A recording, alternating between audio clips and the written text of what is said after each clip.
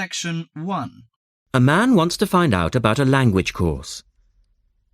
Listen to the conversation between the man and the woman and answer the questions. First, you have some time to look at questions 1 to 4.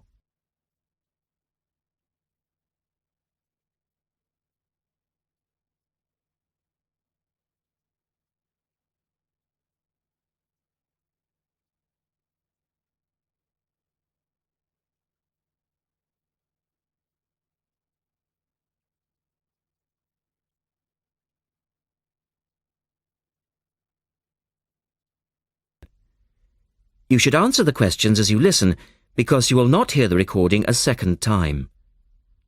Listen carefully and answer questions 1 to 4.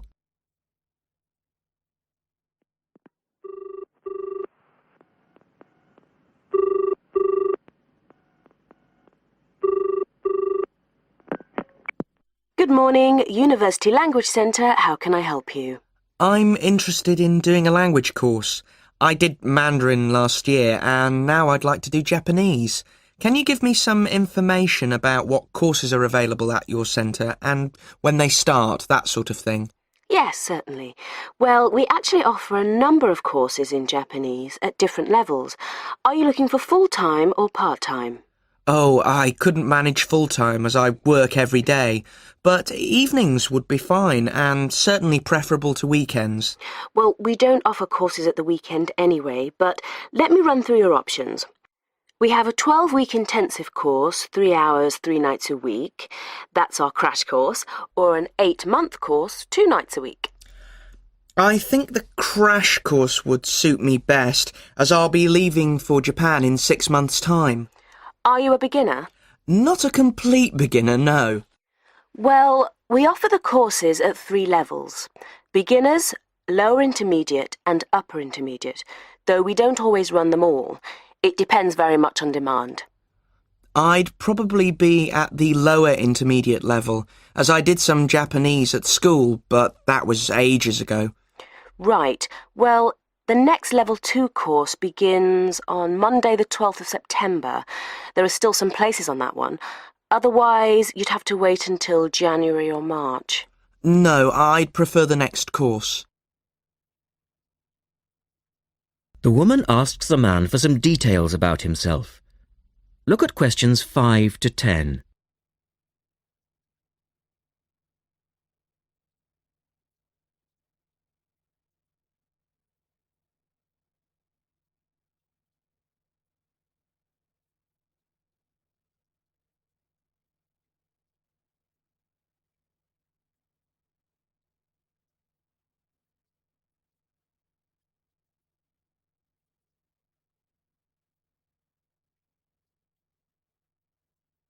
Now listen to their conversation and complete the form. Right. Can I get some details from you then, so I can send you some information? Sure.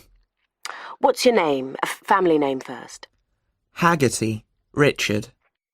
Hagarty? No, Hagerty. Oh, okay. And your address, Richard? Well, perhaps you could email it to me. Right. What's your email address? It's Ricky45, that's one word, RICKY45, at hotmail.com. And I just need some other information for our statistics. This helps us offer the best possible courses and draw up a profile of our students. Fine. What's your date of birth? I was born on the 29th of February, 1980. 1980? So you're a leap year baby. That's unusual. Yes, it is. And just 1 or 2 other questions for our market research, if you don't mind. No, that's fine. What are your main reasons for studying Japanese? Business, travel, or general interest? My company's sending me to Japan for 2 years. All right, I'll put down business. And do you have any specific needs? Will there be an emphasis on written language? For instance, will you need to know how to write business letters, that sort of thing? No, but I will need to be able to communicate with people on a day-to-day basis. OK, so I'll put down conversation. Yes, because I already know something about the writing system at an elementary level, and I don't anticipate having to read too much. You said you'd studied some Japanese. Where did you study? 3 years at school, then I gave it up, so I've forgotten a fair bit. You know how it is with languages if you don't have the chance to use them. Yes, but I'm sure it will all come back to you once you get going again. Now, once we receive your enrolment form, we'll contact you in about... That is the end of Section 1. Now, you have half a minute to check your answerers.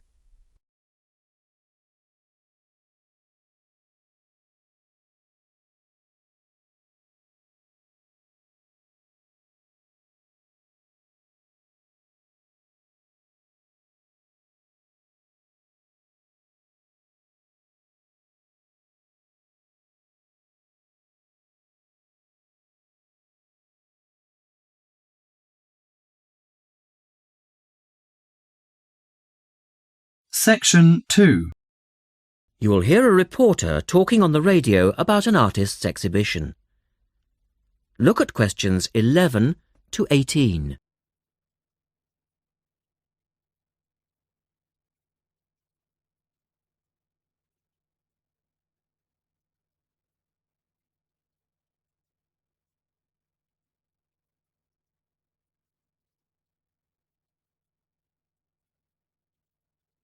As you listen to the first part of the talk, answer questions 11 to 18.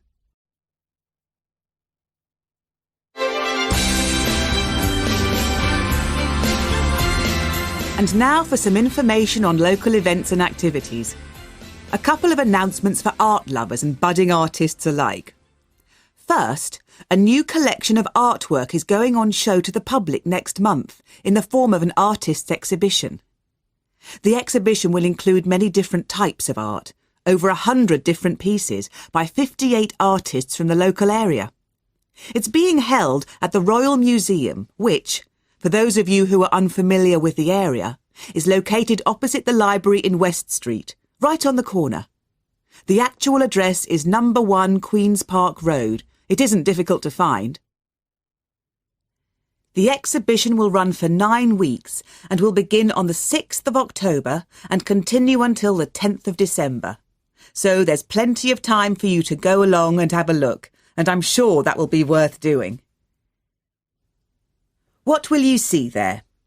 Well, amongst the items on display will be some exciting pieces of modern jewellery, furniture, ceramics, metalwork and sculpture.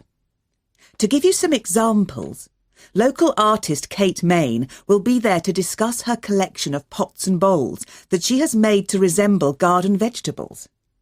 They're the sort of thing that would brighten up any dining table and range from things like yellow cabbage-shaped bowls to round tomato-shaped teapots. Prize winner Cynthia Corse will also be there to talk about her silver jewellery, all of which she produced using ideas from the rural setting of her country home. Some of her rings are quite extraordinary and have beautiful coloured stones in them. Or, if you prefer sculpture, there's plenty of that too.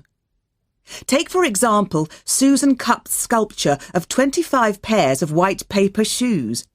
It sounds easy, but believe me, it looks incredible. All of these items, along with many others, will be on sale throughout the exhibition period. As part of the exhibition, there will be a series of demonstrations called Face to Face, which will take place every Sunday afternoon during the exhibition, and these will provide an opportunity for you to meet the artists. Now look at questions 19 and 20.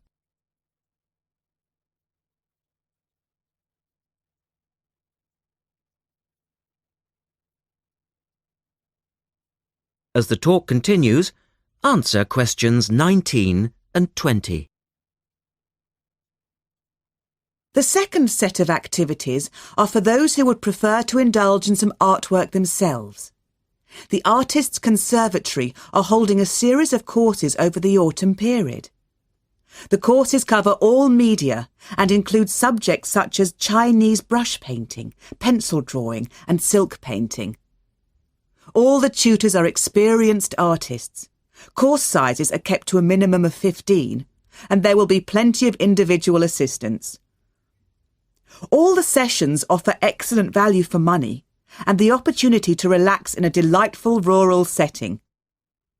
Fees are very reasonable and include the use of an excellent studio and access to the art shop, which you will find sells everything from paper to CDs.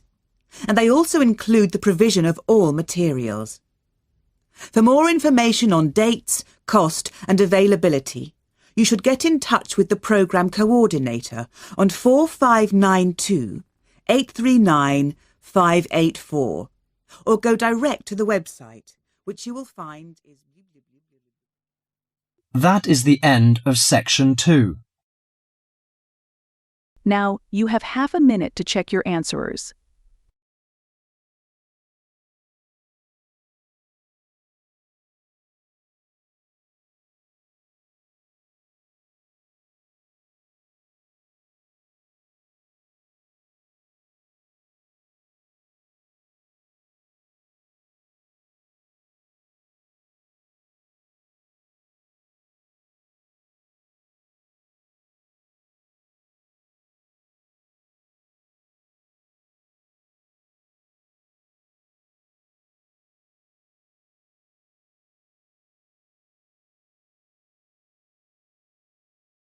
Now turn to Section 3.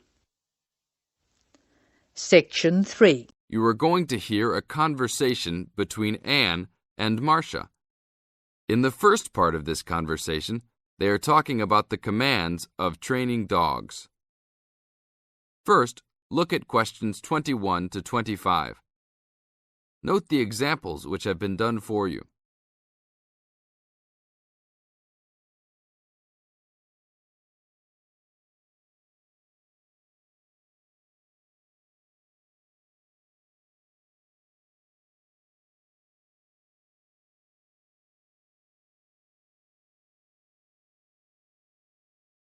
Now listen to the first part of the conversation and answer questions 21 to 25.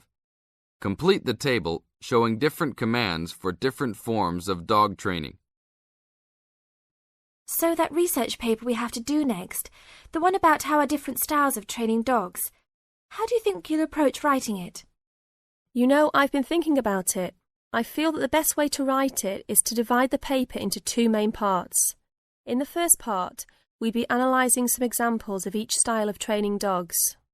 Right, what the styles are. After that we can talk about how each style can be used so that the dogs learn something different from each one. Indeed. Maybe we could draw a chart and compare examples of each style of training, one at a time.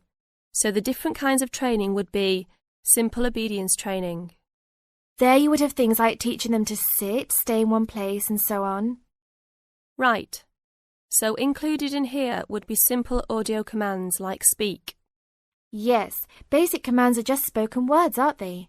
And then there would be the more guard-oriented training, where the dogs are trained to know a specific place well. Patrolling and barking are probably the best examples, because most people have seen them in many places, especially in homes. And this would lead us to the attack dog training, which is physical as well as spoken, training the dog to knock someone down, and even biting if they have to. Right, so there's another category as well, sniffing dogs, which make up the searching category. I've read that in the UK, every major airport and government building has these dogs to search for all kinds of dangerous items. In the second part of the conversation, Anne and Marcia talk about all kinds of training and what kind of dogs they are suitable to. Look at questions 26 to 30.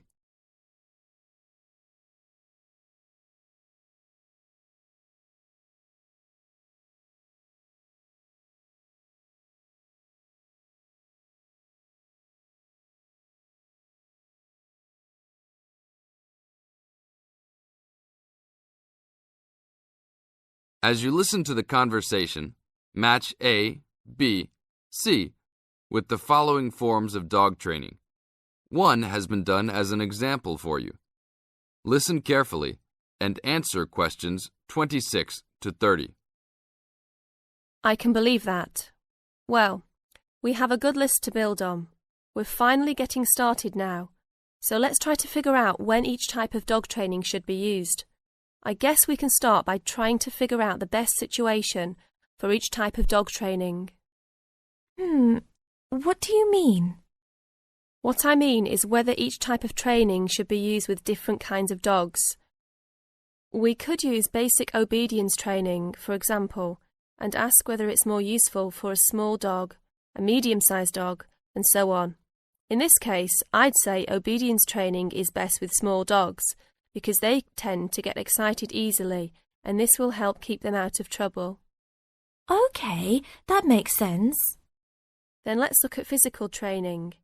Even though some people think it's ideal for every breed of dog, I think it's better suited to the larger kinds. Small dogs usually just aren't smart enough to understand the physical commands, and they can even get hurt from them. The specialised sniffing training is the same. I think they're better with the more intelligent breeds of dogs, and they're hardly ever useful with really small dogs. Attack training, however, can be useful for every kind of large dog, as long as the dog is treated well and given a lot of care and attention. All right, and what about guard training? Barking is an ideal way for small dogs to guard a home. I know they aren't big enough to stop a person, but making some noise is often all a dog needs to do. Other kinds of guard training like biting, though, are different. I'd always plan to teach those to a smart dog, give them a chance to use their brains and defend their homes. I'd have to agree. Trainers often just teach large dogs to bark at a person when they think something isn't right. But if they know how to use physical skills in a bad situation, they could save their owner's life someday. Yes, I suppose that different people would have different needs for their pets. Right, and different trainers would recommend different methods for different breeds. That is the end of section 3.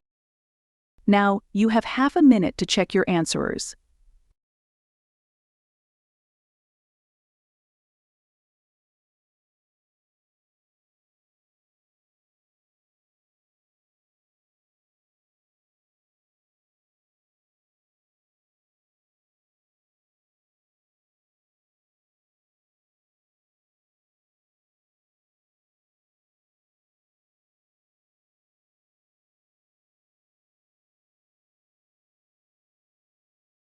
Now turn to section 4. You will hear a talk from a member of the Conservation Society talking about green cleaning. First, you have some time to look at questions 31 to 34.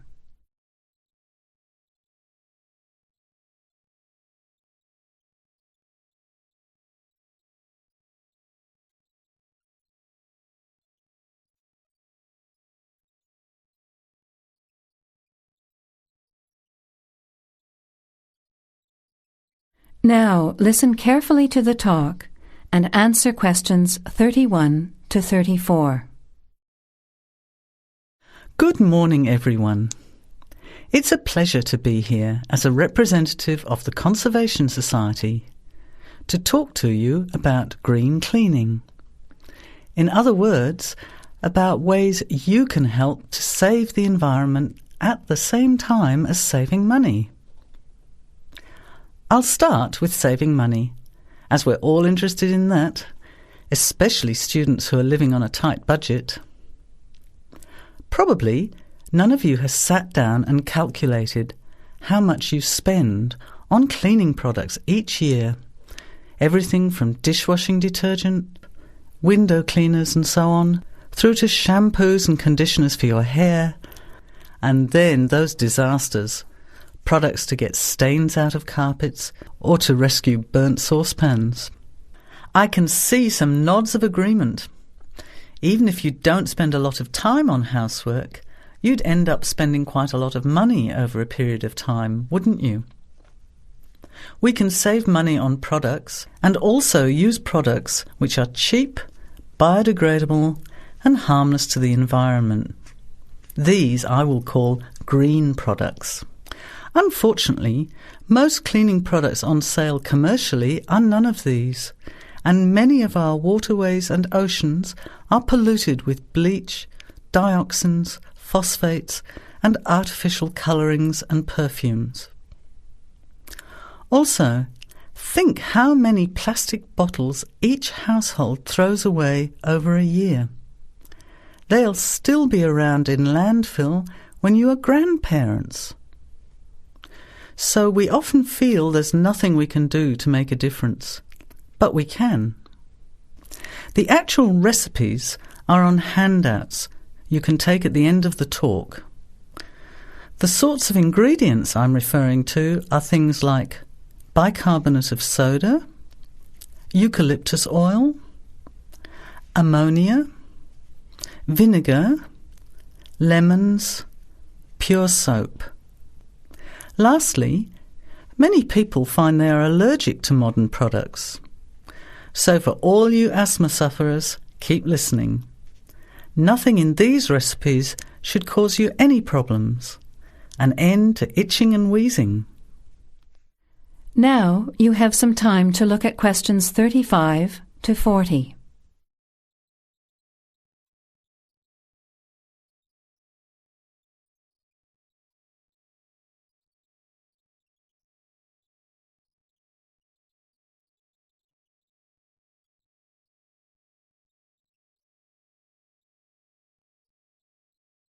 Now listen and answer questions 35 to 40. So, let's start with spills and stains. Soda water is wonderful as an immediate stain remover. Mop up the excess spill. Don't rub, but apply soda water immediately. It's great for tea, coffee, wine, beer and milk. As is salt or bicarbonate of soda, which will absorb the stain. Then vacuum when dry and shampoo if necessary. While we're talking about disasters, let's quickly look at some others that can be avoided. Bicarbonate of soda is wonderful for removing smells, especially in the fridge. An open box in the fridge will eliminate smells for up to 3 months. And those terrible burnt saucepans, either sprinkle with our good friend bicarb again and leave it to stand, or cover with vinegar and a layer of cooking salt. Bring it to the boil and simmer for 10 minutes, then wash when cool. Much cheaper than a new saucepan.